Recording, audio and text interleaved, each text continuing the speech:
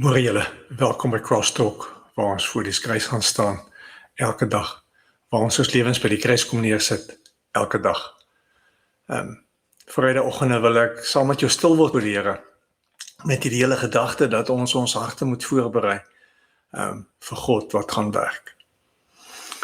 Ek wonder baie keer wie begin, wie was eerste? Het ek die eerste move na God toe gemaak, het God die eerste move na my toe gemaak?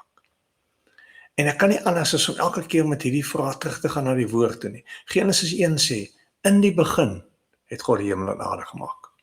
As Jesus aarde toe kom, Johannes 1, dan sê Johannes, die evangelis, die discipel, dan sê hy, in die begin was die woord by God. So, heel eerste staan ons by God.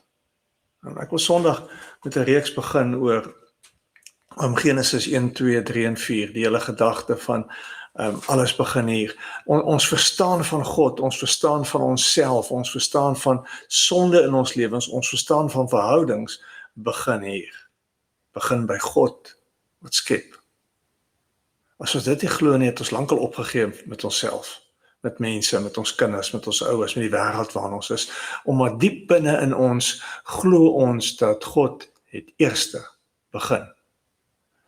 En ons sê mos, hierdie is 'n skepper God en hy hou aan skep. So, in jou lewe is dit presies dieselfde. God begin.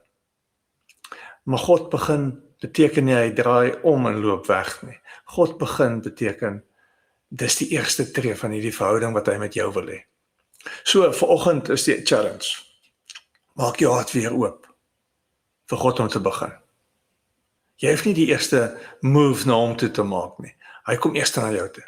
Hy's daar, hy wag, hy's nou by jou op hierdie oomblik. Hy's eerste daar. My loop, maats en mense, ons sien mekaar Sondag.